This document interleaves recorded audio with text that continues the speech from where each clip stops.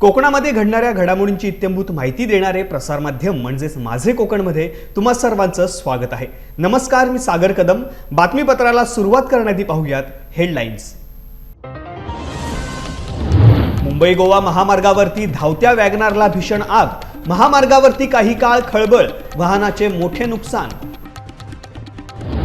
मुंबई पुणे एक्सप्रेसवेवरती भीषण अपघात, truck, container आणि कारची धडक, चालकासह दोघांचा जागीच मृत्यू। पेण तालुक्यात एका विवाहित महिलेला लग्नाचे आमिष दाखवून तिची फसवणूक केल्याच्या आरोपावरून भाजपचे माजी सरपंच पोलिसांच्या ताब्यात। आणि कणकवली बस स्थानकाला मंत्री प्रताप सरनाईक यांची भेट, अतिरिक्त जागेसाठी नगरपंचायतीची मागणी, व्यापारी संकुल उभारणीचा प्रस्ताव, रोजगार निर्मितीला चालना मिळणार। आता पाहूया सविस्तर वृत्त। पनवेलमधील भिंगरी परिसरामध्ये एमएससीबी कार्यालयाजवळ गोवा महामार्गाच्या दिशेने जाणाऱ्या एका वॅगनार कारला अचानक भीषण आग लागल्याची घटना रविवारी रात्री घडली। या घटनेमुळे परिसरामध्ये काही काळ खळबळ उडाली होती। मिळालेल्या माहितीनुसार कार महामार्गावरून प्रवास करत असताना वाहनातून अचानक धूर निघू लागला। काही क्षणातच आगीने रौद्ररूप धारण केल्याने चालकाने प्रसंगावधान राखत तातडीने वाहन रस्त्याच्या कडेला थांबवून बाहेर परत स्वतःचा जीव वाचवलाय। घटनास्थळी उपस्थित नागरिक आणि पोलिसांनी आग विझवण्याचा प्रयत्न केला, मात्र आगीची तीव्रता वाढत असल्याने अग्निशामक दलाला पाचारण करण्यात आले। अग्निशामक जवानांनी तात्काळ घटनास्थळी धाव घेत आग आटोक्यात आणली। सुदैवाने या घटनेत कोणतीही जीवितहानी झाली नाहीये, मात्र कारचे मोठ्या प्रमाणात नुकसान झाले असून आग लागण्याचे नेमके कारण अद्याप स्पष्ट झालेले नाहीये। या प्रकरणी संबंधित यंत्रणांकडून पुढील तपास सुरू आहे। मुंबई पुणे द्रुतगती मार्गावरती आज पहाटे भीषण अपघात घडून 2 जणांचा जागीच मृत्यू झाला असून 3 जण जखमी झालेले आहेत। मुंबई वाहिनीवरील किलोमीटर 36.500 जवळ तांदूळ भरलेला ट्रक, खाद्यतेल वाहून नेणारा कंटेनर आणि एर्टिगा कार यांच्यात हा भीषण अपघात झाला। प्राथमिक माहितीनुसार पुण्याहून मुंबईकडे येणाऱ्या तांदूळ भरलेल्या ट्रकवरील चालकाचे नियंत्रण सुटल्याने ट्रकने समोरील कंटेनरला जोरदार धडक दिली। यावेळी बाजूने जाणारी एर्टिगा कारही अपघातात सापडली। धडकेनंतर ट्रक आणि कंटेनर रस्त्यावरती पलटी झाल्याने महामार्गावरती मोठी वाहतूक कोंडी निर्माण झाली। या अपघातात ट्रक चालक आणि क्लीनर यांचा जागीच मृत्यू झाला, तर कंटेनर चालकासह एर्टिगा कारमधील 3 जण जखमी झाले असून त्यांच्यावरती उपचार सुरू आहेत। अपघातानंतर तांदळाच्या गोण्या आणि खाद्यतेल रस्त्यावरती विखुरल्याने काही काळ 4ही लेनवरील वाहतूक प्रभावित झाली होती। विविध यंत्रणांच्या मदतीने वाहने आणि माल हटवून वाहतूक सुरळीत करण्यात आली असून पुढील तपास सुरू आहे। रायगड जिल्ह्यातील पेण तालुक्यामध्ये विवाहित महिलेला लग्नाचे आमिष दाखवून तिची फसवणूक केल्याच्या आरोपावरून भाजपचे माजी सरपंच महेश लक्ष्मण पाटील यांना पेण पोलिसांनी अटक केलेली आहे। या प्रकरणामुळे परिसरात एकच खळबळ उडालेली आहे। पीडित महिलेने दिलेल्या तक्रारीनुसार डिसेंबर 2018 ते फेब्रुवारी 2026 या कालावधीत संशयिताने लग्नाचे आश्वासन देत तिच्याशी वारंवार शारीरिक संबंध ठेवले, मात्र प्रत्यक्षात लग्न न करता फसवणूक केल्याचा आरोप करण्यात आला आहे। तक्रारीची गंभीर दखल घेत पेण पोलिसांनी गुन्हा दाखल करत आरोपीला अटक केली। न्यायालयात हजर केल्यानंतर न्यायालयाने त्याला 3 दिवसांची पोलीस कोठडी सुनावली आहे। या प्रकरणाचा तपास पोलीस निरीक्षक संदीप बागुल यांच्या मार्गदर्शनाखाली सुरू असून पोलिसांकडून अधिक माहिती संकलित केली जात आहे। दरम्यान या घटनेची राजकीय आणि सामाजिक वर्तुळातही जोरदार चर्चा सुरू झाली आहे। मुंबई गोवा राष्ट्रीय महामार्गावरती वाढत चाललेल्या अवैध पार्किंगच्या प्रश्नावरती महाराष्ट्र नवनिर्माण सेना आक्रमक झालेली आहे। महामार्गालगत सर्व्हिस रोडवर तसेच काही धाब्यांसमोर मोठ्या प्रमाणात कंटेनर आणि अवजड वाहने उभी राहत असल्याने अपघातांचा धोका वाढला जात असल्याचा आरोप केला जात आहे। या पार्श्वभूमीवरती मनसेचे नवनिर्वाचित दक्षिण रायगड जिल्हाध्यक्ष राज पार्टे यांनी पोलादपूर परिसरात पाहणी करत संबंधित वाहन चालकांना आणि व्यावसायिकांना नियमांचे पालन करण्याचा इशारा दिलाय। यावेळी महामार्गालगत असलेल्या एका धाब्याबाहेर मोठ्या प्रमाणात अवैध पार्किंग होत असल्याचा आरोप करत मनसे कार्यकर्त्यांनी संबंधित ठिकाणाच्या बॅनरचा निषेधात्मक निष्कासन केलाय। महामार्गावरील वाहतुकीला अडथळा करणाऱ्या आणि अपघातांना कारणीभूत ठरणाऱ्या प्रकारांना यापुढे सहन केले जाणार नाही असा इशाराही देण्यात आलेला आहे। दरम्यान महामार्गावरील सुरक्षेचा मुद्दा पुन्हा एकदा ऐरणीवरती आला असून प्रशासनाने याकडे गांभीर्याने लक्ष देण्याची मागणी होत आहे। जिल्हाध्यक्ष दक्षिण रायगड महाराष्ट्र नवनिर्माण सेना संस्थापक आपली मती आपली माणसं सामाजिक संस्था पोलादपूर हा श्री देव राजस्थानी ढाबा आहे आणि हा त्याचा मालक आहे। हा कुठून आलाय काय आलाय कोणाच्या जीवावर उडतोय माहिती नाहीये, पण रात्री ह्या लाईन पूर्ण कंटेनरची लाईन भरलेली असते आणि रोज ह्या मुंबई गोवा रोडला महाड ते पोलादपूर दरम्यान ॲक्सिडेंट होत आहेत। याला सांगूनही हा ऐकत नाही, कोणाला घाबरत नाही। पोलीस सांगतायत की रोज याला 5 वाजता येऊन मी दम देऊन जातो, मी गेल्यानंतर परत याच्या गाड्या लागतात। तर आता बघा थोडंसं तोडफोड केले, पण आजपासून त्यांनी कमी कान फोडी दोघांना पण सांगतोय परत जर या रोडला गाड्या दिसल्या ना तर ढाबा पण फोडू, तुम्हाला पण फोडू। तो मागच्या वेळेला तुम्हाला पत्रकारांनी सांगितलं, त्याच्यानंतर तुम्ही ऐकलं। हे साहेब रोज परेशान आहेत तुमच्यामुळं, ते रोज तुम्हाला येऊन सांगतात, त्यांचं तुम्ही ऐकताय, तुम्ही बाहेर नाही येऊन त्याला पोलिसांचं पण ऐकत नाही। मग ते काय बोलतायत की मी रोज येऊन सांगतो तुम्ही ऐकत नाही। हे संघटना लक्षात ठेवा, जर हे ऐकले नाहीत ना त्याच्या टायरची सगळ्यांची हवा पण काढा नाही, फोडून टाकायचं सगळं। राज्याचे परिवहन मंत्री प्रताप सरनाईक यांनी कोकण दौऱ्यादरम्यान पोलादपूर येथील नव्याने उभारण्यात आलेल्या एसटी बस स्थानकाला भेट देत कामांची पाहणी केली आहे। आधुनिक सुविधा आणि सुसज्ज रचनेमुळे हे बस स्थानक प्रवाशांसाठी अधिक सोयीस्कर ठरणार असल्याचे यावेळी सांगण्यात आले। पाहणी दरम्यान सरनाईक यांनी बस स्थानकातील विविध सुविधांचा आढावा घेत कामाच्या गुणवत्तेबाबत समाधान व्यक्त केले आहे। नव्या बस स्थानकाचे लोकार्पण लवकरच करण्यात येणार असल्याची माहिती त्यांनी दिली आहे। या बस स्थानकाचे बांधकाम नियोजनबद्ध पद्धतीने पूर्ण करण्यात आले असून स्थानिक नागरिकांकडूनही या कामाचे स्वागत केले जात आहे। यामुळे पोलादपूर परिसरातील एसटी प्रवाशांना अधिक चांगल्या सुविधा उपलब्ध होणार आहेत। यावेळी जिल्हा परिषद अर्थ व शिक्षण सभापती चंद्रकांत कळंबे, तालुका प्रमुख निलेश अहिरे, जिल्हा परिषद सदस्य डॉक्टर निलेश कुंभार, कृषी उत्पन्न बाजार समितीचे संचालक लक्ष्मण मोरे, नगरसेवक प्रसाद इंगावले, शहर प्रमुख सुरेश पवार तसेच एसटी महामंडळाचे अधिकारी उपस्थित होते। महाराष्ट्र राज्याचे परिवहन मंत्री प्रताप सरनाईक यांनी सिंधुदुर्ग दौऱ्यादरम्यान कणकवली बस स्थानकाला भेट देत बस स्थानक आणि परिसराची सविस्तर पाहणी केली। यावेळी कणकवलीचे नगराध्यक्ष संदेश पारकर यांनी त्यांचे स्वागत केले। या भेटी दरम्यान नगराध्यक्ष संदेश पारकर यांनी परिवहन मंत्र्यांना निवेदन सादर करत बस स्थानक व निवासस्थान परिसरातील अतिरिक्त मोकळी जागा नगरपंचायतीला भाडेतत्वावरती उपलब्ध करून देण्याची मागणी केली आहे। तसेच राष्ट्रीय महामार्गालगत असलेली जागा व्यापारी तत्वावरती वापर देण्याची विनंतीही करण्यात आली आहे। या जागेवर व्यापारी संकुल उभारल्यास नगरपंचायतीच्या उत्पन्नात वाढ होईल, बस स्थानक परिसराचा विकास होईल आणि स्थानिक युवकांसाठी रोजगाराच्या संधी निर्माण होतील असे निवेदनात नमूद करण्यात आलेले आहे। दरम्यान परिवहन मंत्री प्रताप सरनाईक यांनी संबंधित अधिकाऱ्यांकडून माहिती घेत प्रत्यक्ष जागेची पाहणी केली। या मागणीबाबत सकारात्मक विचार करून योग्य निर्णय घेतला जाईल असा विश्वास त्यांनी यावेळी व्यक्त केला। आमचे संदेश पारकर आहेत, राजन तेली आहेत, त्यांचे उपनेते आहेत, सगळ्यांनी मिळून ह्या कणकवलीच्या एसटी स्टँडवर जेव्हा आणलं तर मला असं वाटलं की या ठिकाणी जर व्यापारी तत्वावर आपण एक चांगल्या प्रकारचं बस स्टँडच्या ऐवजी बस पोर्ट केलं तर निश्चितपणे अतिशय चांगल्या प्रकारचे दिवस या एस टी स्थानकाला येऊ शकेल आणि तशा पद्धतीचा निर्णय आम्ही घेतो आहे। प्रामुख्याने बसेसची कमतरता असल्याचं सांगितलं जातं आहे। त्या बसेससुद्धा पुढल्या 2 महिन्यामध्ये साधारणतः 30 ते 40 बसेससुद्धा ह्या जिल्ह्याच्या दृष्टिकोनातून देण्याच्या सूचना मी माझ्या अधिकाऱ्यांना दिलेल्या आहेत। कमतरता आहे ती कर्मचाऱ्यांची, त्या बाबतीत सुद्धा आम्ही निविदा प्रक्रिया राबवलेली आहे एस टी महामंडळाच्या वतीनं आणि ऑगस्ट 15पर्यंत आम्ही कामगारांची सुद्धा जी काही टेम्पररी तत्वावर भरती करणार आहोत त्यातनं काही कामगार सुद्धा या ठिकाणी आम्ही देऊ। त्यामध्ये एस टीचे ड्रायव्हर असतील, कंडक्टर असतील, कार्यशाळेचे कर्मचारी असतील। त्यामुळे एस टी महामंडळाच्या माध्यमातून ज्या ज्या सुविधा कोकणवासियांना द्यायला हव्यात त्या सगळ्या सुविधा 100% आम्ही देण्याचा प्रयत्न करतो आहे।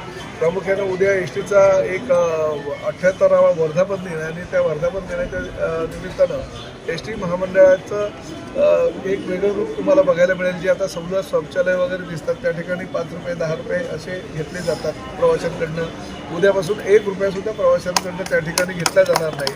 फ्रान्समधील प्रतिष्ठित कान्स चित्रपट महोत्सवाच्या रेड कार्पेटवरती झळकल्यानंतर कोकणची लोकप्रिय कोकण हार्टेड गर्ल अंकिता वालावलकर पुन्हा एकदा तिच्या सामाजिक कार्यामुळे चर्चेत आलेली आहे।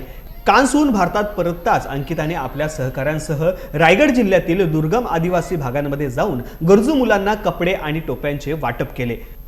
आर्थ नेक्सस ग्लोबल फाउंडेशनच्या माध्यमातून राबवण्यात आलेल्या या उपक्रमामध्ये दुर्गराज रायगड परिसरातील आदिवासी पाड्यांवरती जाऊन मुलांना मदत करण्यात आली. कपडे आणि टोप्या मिळाल्यानंतर मुलांच्या चेहऱ्यावरती उमटलेला आनंद हा अविस्मरणीय अनुभव असल्याचे वन्यजीव अभ्यासक शंतनू कुवेसकर यांनी सांगितले. अंकिता वालावलकर हिने समाजातील गरजूंपर्यंत मदत पोहोचवणे आणि लोकांची विश्वासाने दिलेली मदत योग्य व्यक्तींपर्यंत पारदर्शकपणे पोहोचवणे हेच आपल्या कार्याचे उद्दिष्ट असल्याचे सांगितले आहे. या उपक्रमात तिचे पती व संगीतकार कुणाल भगत, पल्लवी भगत, सौरभ पाटील आणि शंतनू कुवेसकर यांचाही सहभाग होता. कान्सच्या रेड कार्पेटवरून ते कोकणपर्यंत दुर्गम वाड्यांपर्यंतचा हा प्रवास अनेकांसाठी प्रेरणादायी ठरत आहे. महाराष्ट्राचे उद्योग व मराठी भाषा मंत्री उदय सामंत यांनी बेळगाव दौऱ्यामध्ये महाराष्ट्र एकीकरण समितीच्या पदाधिकाऱ्यांची भेट घेत सीमा भागातील मराठी भाषिकांच्या विविध समस्या जाणून घेतल्या. यावेळी सर्वोच्च न्यायालयात प्रलंबित असलेल्या सीमा प्रश्नाच्या सुनावणीसाठी महाराष्ट्र सरकारने अधिक सक्रिय भूमिका घ्यावी अशी मागणी समितीकडून करण्यात आली आहे. पत्रकार परिषदेत बोलताना उदय सामंत यांनी विधान परिषद निवडणुकीची आचारसंहिता संपल्यानंतर मुख्यमंत्री देवेंद्र फडणवीस आणि उपमुख्यमंत्री एकनाथ शिंदे यांच्यासोबत महाराष्ट्र एकीकरण समितीची बैठक घडवून आणण्यासाठी आपण समन्वयक म्हणून काम करणार असल्याचे सांगितले. दरम्यान 29 जून रोजी मुंबईत होणारे आंदोलन या आश्वासनानंतर समितीकडून स्थगित करण्यात आले आहे. महाराष्ट्र एकीकरण समितीला मुंबईत आंदोलन करण्याची वेळ येऊ देणार नाही असे स्पष्ट आश्वासन उदय सामंत यांनी दिले. यावेळी त्यांनी मराठी भाषिकांच्या अडचणी कर्नाटक सरकारसमोर मांडणार असल्याचे सांगत सीमा भागात मराठी भाषेवरती कोणतीही सक्ती होऊ नये या अशी भूमिका मांडली आहे. यामुळे सीमा प्रश्न पुन्हा एकदा चर्चेच्या केंद्रस्थानी आलेला आहे. केस चालू आहे, त्याच्यासाठी महाराष्ट्र शासनानं पुढाकार घ्यावा अशा पद्धतीचं निवेदन त्यांनी मला दिलेलं आहे. आणि त्यांचं असं म्हणणं आहे की महाराष्ट्र राज्याच्या मुख्यमंत्र्यांनी मिटिंग लावली पाहिजे. त्याच्यासाठी त्यांनी 29 तारखेपर्यंतची अट घातली होती, नाहीतर आम्ही आंदोलन करतो अशा पद्धतीची त्यांची भूमिका होती. तर मी सुद्धा मराठी भाषा मंत्री आहे महाराष्ट्र राज्याचा, त्याच्यामुळं या संपूर्ण सीमा भागामध्ये असलेल्या मराठी भाषिकांबद्दल आम्हाला 100% आत्मीयता आहे आणि आम्ही 100% त्यांच्यासोबत आहोत. परंतु 25 तारखेपर्यंत महाराष्ट्रामध्ये विधान परिषदेची 23 की 25 तारखेपर्यंत विधान परिषदेची आचारसंहिता महाराष्ट्रामध्ये सुरू आहे. तर मी महाराष्ट्र एकीकरण समितीच्या सगळ्या माझ्या सहकाऱ्यांना आश्वस्त केलंय की तुम्हाला आंदोलन करण्याची काही आवश्यकता नाही. मी मुंबईला गेल्यानंतर त्यांच्या ज्या 2 मागण्या होत्या ती म्हणजे माननीय शिवसेनेचे मुख्य नेते एकनाथ शिंदे साहेबांनी बैठक लावावी आणि राज्याचे मुख्यमंत्री देवेंद्रजी फडणवीस साहेबांनी बैठक लावावी. या दोघांनाही मी विनंती करेन आणि त्याच्यामध्ये ती बैठक लावण्याच्या दृष्टीनं त्यांचा मीडिएटर म्हणून भूमिका बजावेन अशा पद्धतीचं त्यांना सांगितल्यानंतर त्यांचं समाधान झालेलं आहे. नवी मुंबई परिसरातील प्रकल्पग्रस्तांच्या अनेक वर्षांपासून प्रलंबित असलेल्या भूखंड मालकी हक्काच्या प्रश्नावरती राज्य शासनाने महत्त्वपूर्ण निर्णय घेतला असून हजारो प्रकल्पग्रस्तांना मोठा दिलासा मिळणार आहे. या निर्णयाचे स्वागत करत बेलापूरच्या आमदार मंदा म्हात्रे यांनी नागरिकांनी शासनाच्या योजनांचा लाभ घेऊन आपले भूखंड नियमित करून घ्यावेत असे आवाहन केलेले आहे. मुख्यमंत्री देवेंद्र फडणवीस आणि उपमुख्यमंत्री तथा नगरविकास मंत्री एकनाथ शिंदे यांच्या नेतृत्वाखाली हा निर्णय घेण्यात आला असून 2.5 गुंठ्यांच्या भूखंडासाठी 15% तर 5 गुंठ्यांच्या भूखंडांसाठी 25% दराने रक्कम भरण्याची तरतूद करण्यात आली आहे. व्यावसायिक भूखंडांसाठीही आकारण्यात येणाऱ्या शुल्कात सवलत देण्यात आलेली आहे. अनेक दशकांपासून प्रलंबित असलेला मालकी हक्काचा प्रश्न आता मार्गी लागण्याची शक्यता निर्माण झाली असून नागरिकांनी अफवांवरती विश्वास न ठेवता नियमितीकरणाची प्रक्रिया पूर्ण करावी असे आवाहन मंदा म्हात्रे यांनी केले आहे. शासनाच्या या निर्णयामुळे नवी मुंबई परिसरातील प्रकल्पग्रस्तांना मोठा दिलासा मिळण्याची भावना व्यक्त होत आहे. महाराष्ट्र शासनाने प्रकल्पग्रस्तांसाठी जो निर्णय घेतलेला आहे, आमचे राज्याचे लाडके मुख्यमंत्री आदरणीय देवाभाऊ देवेंद्र फडणवीसजी, आमचे पालकमंत्री आणि नगर विकास मंत्री आणि उपमुख्यमंत्री एकनाथजी शिंदे साहेब यांनी जो निर्णय दिलेला आहे, प्रकल्पग्रस्तांच्या 2.5 गुंठ्या जागेसाठी 15% पैसे भरायचे, ज्यांनी आपली मूळ जागा सोडून घरं बांधले त्यांच्यासाठी, आणि ज्यांची 5 गुंठे जागा आहे त्यांच्यासाठी 25% भरायचे, आणि कमर्शियल सुद्धा आपल्याला रेट कमी लावण्यात आलेला आहे. आता जर आपण या जमिनी नावावर करून घेतल्या नाही तर भविष्यामध्ये या प्रकल्पग्रस्तांच्या लढ्यासाठी लढणारे कोणी उरणार ना. आता ही आमची 4थी पिढी आहे आणि या 4थ्या पिढीमध्ये जर आम्ही हा निर्णय जे काय असेल आम्ही भांडत राहू, कोर्टात जाऊ, पण माझं सगळ्या ग्रामस्थांना विनंती आहे आपल्या माध्यमातून की आलेला निर्णय आपण एक्सेप्ट करून ज्यांना शक्य आहे त्यांनी आज पुढे येऊन तो निर्णय मान्य करून ती जागा नावी करून घ्यावी. त्यासाठी आज आमचे प्रकल्पग्रस्तांचे सगळे नेते आज इथं उपस्थित आहे. डॉक्टर राजेश पाटील असतील, आमचे भोईर साहेब असतील, शिवराम पाटील, आमचे पंढरीदादा पाटील, हे सगळे प्रकल्पग्रस्तांचे नेते आहेत आणि त्यांच्या माध्यमातून आज ही बैठक झालेली आहे. आणि लोकांना प्रकल्पग्रस्तांना आज 50 वर्ष झाली तरी न्याय काय मिळत नाही. ते न्याय देण्यासाठी आज आम्ही सगळे एकत्रित जमलेलो आहोत. मध्यंतरी कुक्षेत गाव आम्ही कायमस्वरूपी करून घेतलेलं आहे. त्याचप्रमाणे आता ही 95 गावाचा प्रश्न आहे, तो मार्गी लागेल असं आम्हाला वाटतं.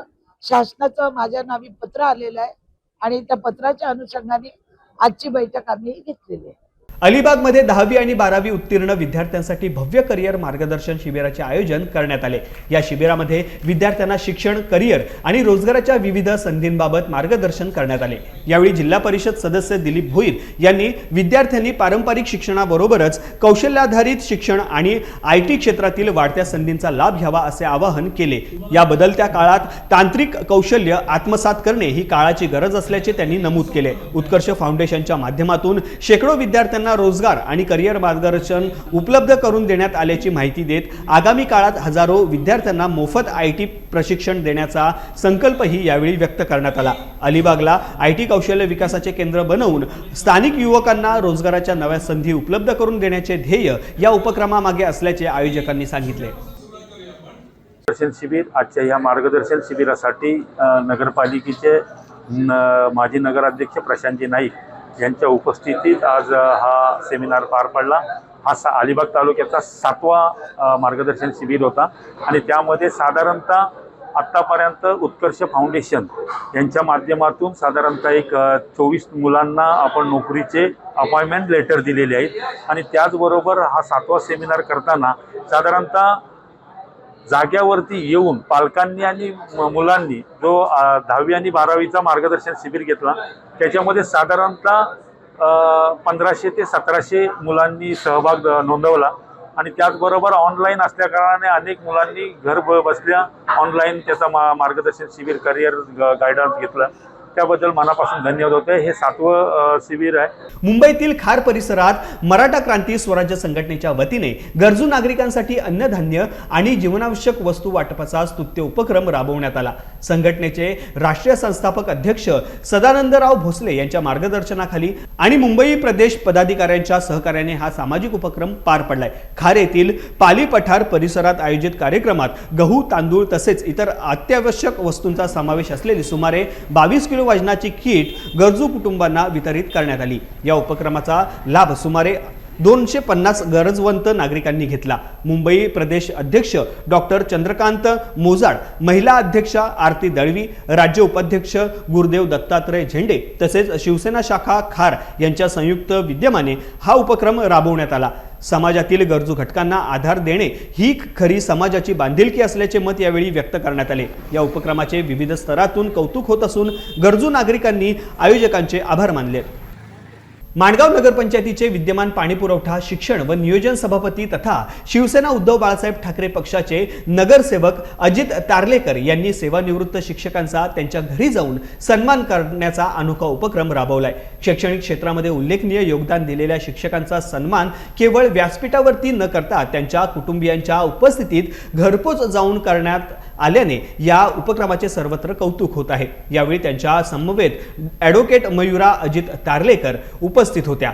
या उपक्रमाअंतर्गत नानासाहेब धर्माधिकारी विद्यालय जावळीचे मुख्याध्यापक सोपान बर्गे, रायगड जिल्हा परिषद शाळा गिरिजनवाडीच्या मुख्याध्यापिका सुनीता पिंगळे तसेच रायगड जिल्हा परिषद शाळा कोस्ते खुर्दच्या मुख्याध्यापिका भानुप्रिया मेथा यांच्या शाल, पुष्पगुच्छ आणि सन्मानपत्र देऊन गौरव करण्यात आला. विशेष म्हणजे याच वर्षी विविध स्पर्धा परीक्षा आणि शैक्षणिक क्षेत्रात विविध यश मिळवणाऱ्या तब्बल 65 विद्यार्थ्यांचाही त्यांच्या घरी जाऊन सन्मान करण्यात आला. या आगळ्या वेगळ्या सन्मान पद्धतीमुळे अजित तारलेकर यांच्या कार्याचे माणगावसह संपूर्ण तालुक्यात कौतुक होत आहे.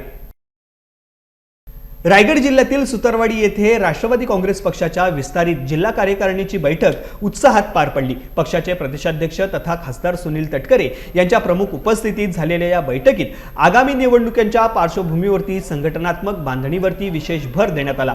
यावेळी युवा नेतृत्वाला संधी देत प्रमोद म्हस्कर यांच्यावरती पेण विधानसभा कार्याध्यक्ष पदाची जबाबदारी सोपवण्यात आली। तसेच युवक संघटना अधिक मजबूत करण्यासाठी विविध पदाधिकाऱ्यांवरती महत्त्वाच्या जबाबदाऱ्या देण्यात आल्या।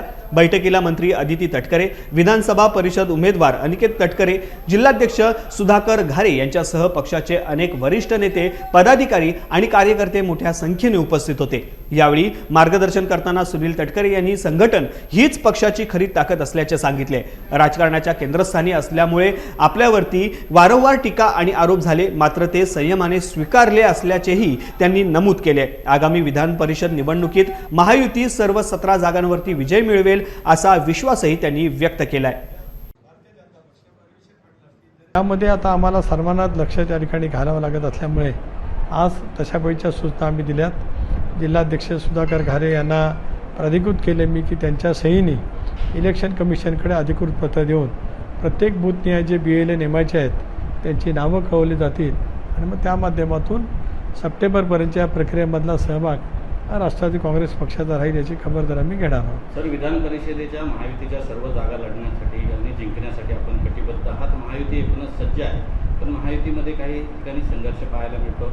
अनिकेत तटकरे यांचं नाव देखील चर्चेत आहे। काय नेमकी स्थिती आहे आता सध्याची? राज्यातल्या 17ही स्थानिक स्वराज्य संस्थांच्या निवडणुका महायुती म्हणून लढण्याचा निर्णय राज्याचे लोकप्रिय मुख्यमंत्री देवेंद्रजी फडणवीस, राज्याचे लोकप्रिय मुख्यमंत्री एकनाथराव शिंदे, राज्याच्या लोकप्रिय उपमुख्यमंत्री सुनेत्राबाई पवार आणि त्याचबरोबर पक्षाचे तिन्ही पक्षाचे प्रमुख यांच्या बैठकीमध्ये सामुदायिकरित्या झाला आहे। दिल्लीमध्ये NDAचं जे शीर्षस्थ नेतृत्व आहे, जे या सगळ्या निवडणुकींच्यामध्ये ज्या नेतृत्वाखाली आम्ही सगळेजण काम करतो, ते अमितभाईसुद्धा या सगळ्या प्रक्रियेमध्ये त्या ठिकाणी आहेत। तुम्ही 17 जागा लढत असतानाच भारतीय जनता पक्ष, शिवसेना आणि राष्ट्रवादी काँग्रेस पक्ष यांना जागेचं वाटप कदाचित संध्याकाळपर्यंत घोषित होईल आणि त्या निवडणुका एका ताकदीने आम्ही सामोरं जाऊ। मी मनापासून धन्यवाद देतो तटकरे साहेबांना, भाईंना, तसे ताईंना की त्यांनी एक सामान्य कार्यकर्त्यावरती एवढी मोठी जबाबदारी दिलेली आहे। मी गेले 15 ते 16 वर्ष राष्ट्रवादी काँग्रेस पक्षाचा कार्यकर्ता म्हणून प्रामाणिकपणे काम करत होतो आणि या कामाची पोचपावती म्हणून मला साहेबांनी आज पेण विधानसभा मतदारसंघाचा कार्याध्यक्ष म्हणून नियुक्ती केलेली आहे। या पदाचा पूर्णपणे वापर करून मी पुढील कालावधीमध्ये पक्षाला या विधानसभा मतदारसंघामध्ये नंबर 1चा पक्ष बनवण्याचा प्रामाणिक प्रयत्न करेन। काय सांगाल, मतदारसंघामध्ये भारतीय जनता पार्टी असेल किंवा शिवसेना असेल, शिंदे शिवसेना असेल, त्यांचं प्राबल्य आहे। भविष्याच्या काळात राष्ट्रवादीचं संघटन कसं मजबूत करेल? निश्चित भाजपाचं इथे स्थानिक आमदार आहेत, तसेच राज्यसभेचे खासदार धैर्यशीलदादा आहेत आणि शिवसेनेचं पण चांगलं प्राबल्य विधानसभा मतदारसंघात आहे। त्याबरोबर राष्ट्रवादी काँग्रेस पक्षाचंही प्राबल्य ह्या मतदारसंघामध्ये आहे। परंतु भविष्यात महायुती म्हणून काम करून सोबतच सर्व तिन्ही पक्षांसोबत काम करून सर्व इथे स्थानिक प्रश्न सोडवण्याचा प्रामाणिक प्रयत्न करेल आणि पक्ष संघटना मजबूत करण्याचं काम करेल।